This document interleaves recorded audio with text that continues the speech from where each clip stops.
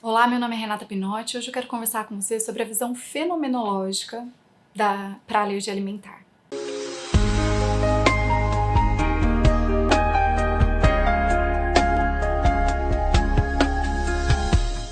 A alergia alimentar tem um componente muito diferente da intolerância e de algumas outras reações adversas a alimento, né? Por quê?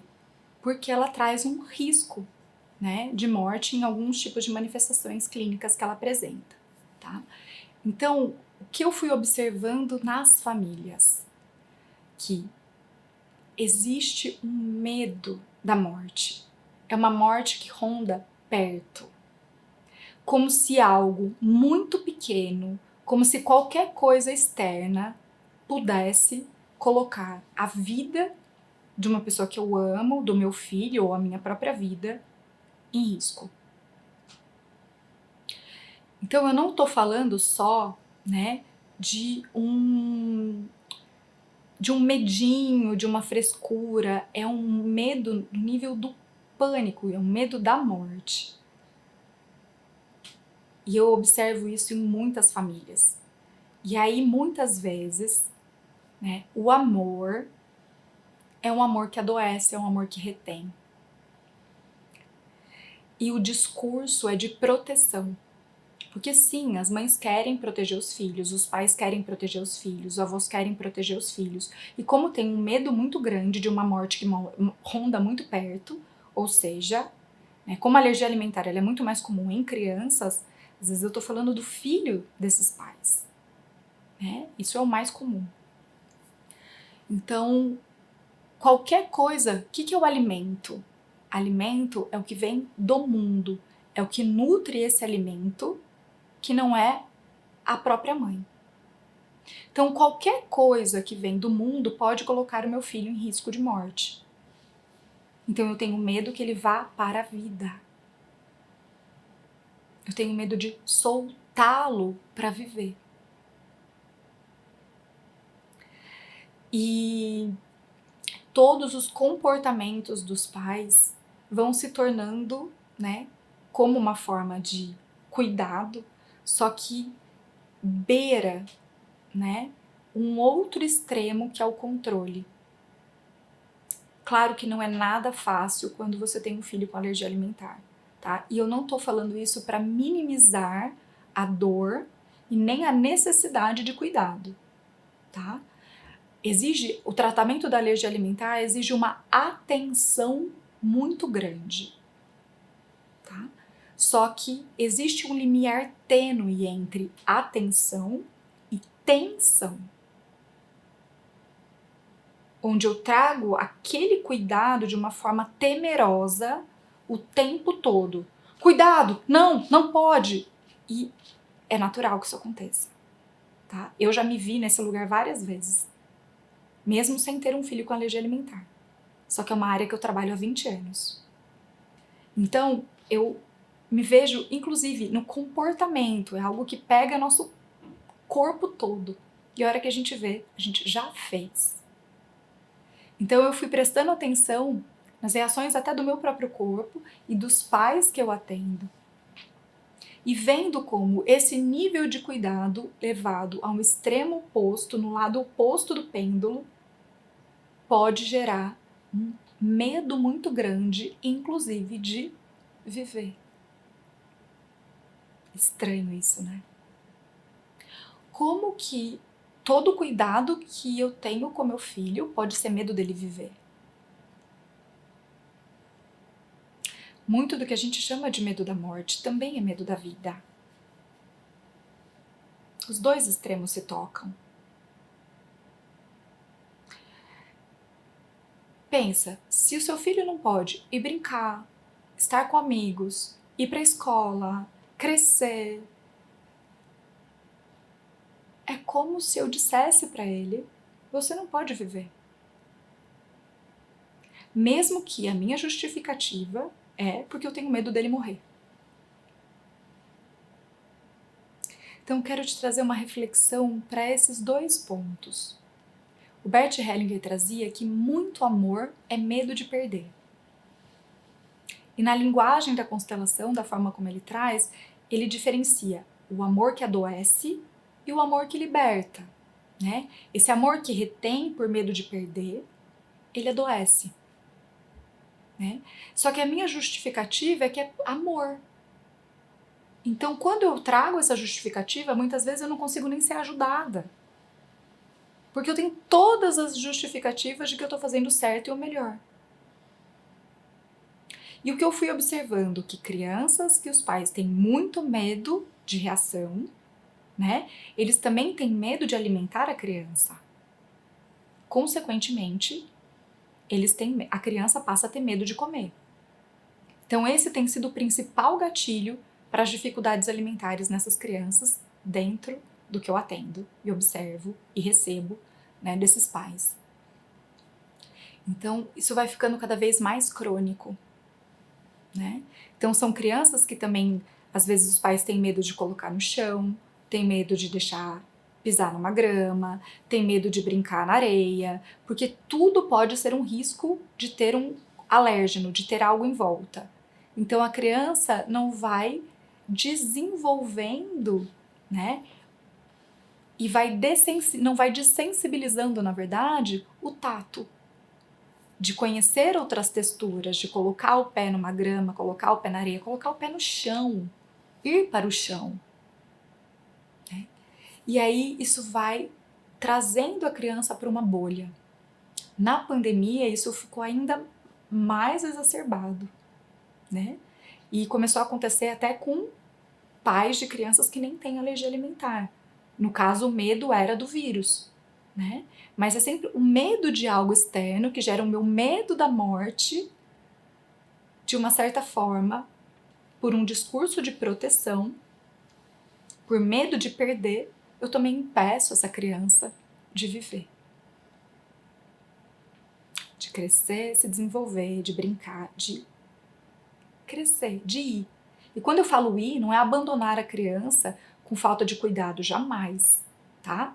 Mas é um soltar natural, dentro da autonomia natural da idade que essa criança tem, para que ela possa fazer coisas que não dependam tanto da mãe ou do pai. Então, uma criança com 2 anos, ela consegue dar os seus passinhos, ela consegue brincar ali, ela já está conseguindo comer sozinha. Então, permitir que a criança desenvolva uma autonomia natural da idade não é abandono, tá? É permitir que ela cresça.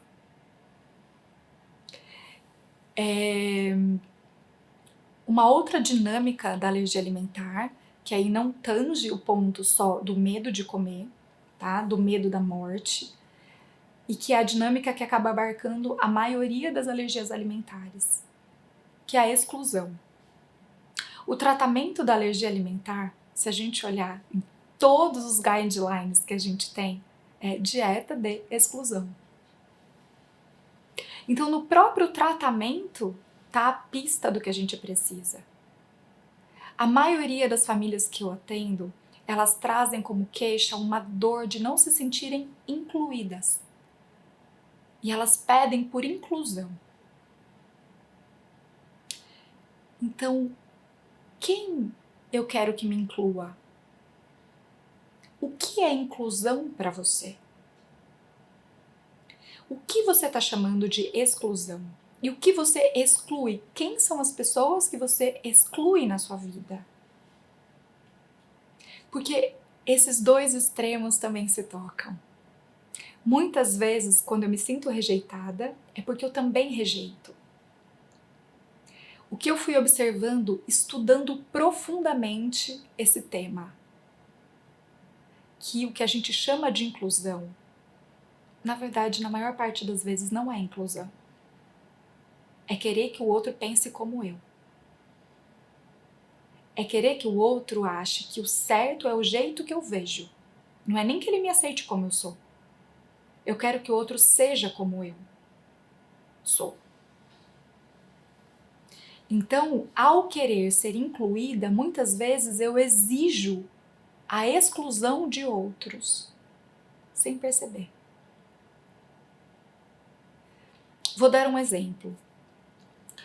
Você vai num restaurante, né, e pede um alimento e pergunta para o garçom se aquele alimento tem leite.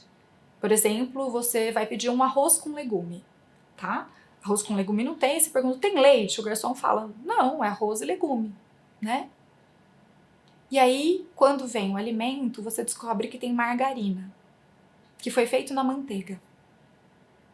E aí você tá amamentando seu filho tem uma reação, aí você fica frustrada, fica com raiva, com razão, né? Não minimizando a sua dor, tá? Só que vamos olhar por por todas as arestas, vamos olhar essa situação por outros pontos de vista. Antes de ter um filho com alergia alimentar, ou de conhecer alguém que tem alergia alimentar, ou trabalhar com isso, você sabia tudo que tem leite? Você tinha dimensão do que é uma alergia a leite? Você sabia que margarina também pode ter leite? Você associaria que manteiga é leite? Como que o garçom vai saber? Não é nem ele que prepara o alimento, ele é o garçom. Então, muitas vezes, algumas famílias chegaram para mim não se sentindo incluídas em restaurante, em escolas, por essa razão. A pessoa deu o melhor dela, só que ela não sabe. Então, não era falta de inclusão, era falta de conhecimento. Então, quando a gente vai conhecendo mais sobre a necessidade do tratamento, você pode perguntar de uma forma específica. Meu filho tem alergia à proteína do leite de vaca e realmente não pode nada. Esse legume é feito na manteiga? Porque eu sei que legume sauté é feito na manteiga. Eu preciso saber disso. Porque eu tenho essa necessidade. O garçom não tem essa necessidade. Não cabe a mim exigir que ele compreenda a minha dor, leia os meus pensamentos e saiba tudo o que eu preciso. Ele não tem como fazer isso. O senhor pode verificar com o chefe de cozinha ou com o pessoal que prepara os alimentos e ver se dá para fazer no azeite e não usar manteiga? E aí, a chance de eu ser atendida de uma forma inclusiva é gigante, porque eu tenho clareza na minha comunicação e não estou fazendo uma exigência e nem uma ameaça. Agora, se eu ameaço a pessoa antes mesmo dela me atender, como eu vou receber isso? Como a pessoa vai receber isso? Entende? Então, às vezes, a dor da rejeição já faz com que a maioria das pessoas ajam de forma defensiva. E até enxerguem exclusões e rejeições nas situações mais que a pessoa até estava tentando ajudar. Né? Então, como clarear essa comunicação? Primeiro, compreendendo a dor da rejeição. E o que eu vi é que a maioria desses pais já trazem essa rejeição, essa sensação de exclusão da sua infância. E a alergia alimentar da criança deflagra essas dinâmicas. Ela deflagra a necessidade de controle, ela deflagra o medo da morte, ela deflagra a sensação de exclusão e rejeição. Só que essas questões já estavam ali dentro dos pais. Então, colocar tudo como culpa da criança também não é saudável. Porque essa enfermidade da criança também está trazendo luz para dinâmicas de toda a família e ela está a favor da saúde de todos, da cura de todos. Alimentação é vínculo, alimentação é relacionamento. Então, quando eu falo de excluir um alimento, eu também estou falando das relações que eu excluo. Quando a mãe faz a dieta, ela precisa mudar toda a alimentação dela para continuar amamentando o bebê. E o que eu fui aprendendo com isso? Que ao fazer essa dieta, a mãe muitas vezes volta a se conectar com algo que ela cindiu, que ela rompeu na sua vida, que é a conexão com a nutrição. Muitas mulheres hoje em dia que eu atendo falam: eu detesto cozinhar, eu não quero cozinhar. Tudo bem, não é o cozinhar em si, mas é essa falta de intimidade com o alimento. E o que eu fui percebendo, a relação delas com o feminino, com esse feminino nutridor, é ruim. É como se essa mulher que nutre fosse submissa, fosse inferior. Então, como é a relação dela com a mãe dela? Como essa mulher vê a nutrição? Ela ainda quer ser nutrida por todo mundo? Alguém tem que me nutrir? Seja o iFood ou outras pessoas, restaurantes, minha mãe, mas eu ainda não consigo dar a minha nutrição, me nutrir, para então nutrir o outro. Se eu não consigo me nutrir, eu não vou conseguir nutrir outra pessoa. Não tem como dar o que eu não tenho. Então, todas essas dinâmicas, elas vão para a superfície quando vem o diagnóstico de alergia alimentar de uma criança. Quem eu excluo? Então, eu rejeito a minha mãe, ou rejeito o meu pai, acho que eles não me aceitam como eu sou, só que será que eu aceito eles como eles são? Ou eu rejeito a sogra, eu rejeito o marido? Quem eu tô rejeitando? Quem eu tô exigindo que faça tudo do meu jeito? Se não for do meu jeito, eu acho que essa pessoa não me inclui.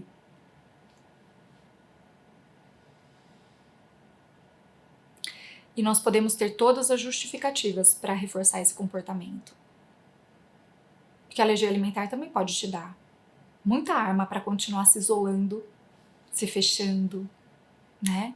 Então você pode usar isso para se fechar cada vez mais, para se vitimizar cada vez mais, para se isolar do mundo cada vez mais. Ou você também pode usar toda essa informação que está chegando para transformar isso dentro de você. Se reconectar com a alimentação. Quando eu tiro o leite da dieta, eu acabo também tirando alguns alimentos prontos para o consumo, alimentos, produtos de panificação, ultraprocessado. Então isso já traz uma consciência sobre a alimentação. Eu vou precisar ler o rótulo, escolher o que eu vou comprar, escolher o que eu vou me alimentar. Então isso me traz uma consciência muito maior sobre a alimentação. E também melhora a alimentação da casa toda. Só que você pode escolher não melhorar a sua alimentação e comprar um monte de produto pronto que não tenha leite. Você tirou um problema da sua frente, mas não necessariamente atravessou o caminho que a enfermidade está te trazendo para você mudar e transformar a sua vida. Né? Lógico que eu sei que não é fácil, tá? Não é fácil mesmo. Eu mesma já fiquei 3 anos sem consumir nenhum derivado de leite. Até para sentir na pele tudo que as famílias realmente sentiam, e fiz todo esse caminho também. Não falo isso da boca para fora. Sei quanto é complicado e complexo, né?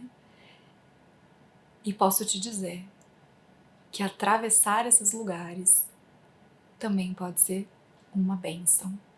Você gostou desse vídeo? Então se inscreva no canal, clique no sininho para ser notificado sempre que novos vídeos forem publicados, curta, compartilhe, comente, e assim você também contribui para o crescimento e manutenção do canal e produção dos conteúdos. Um grande beijo e até mais!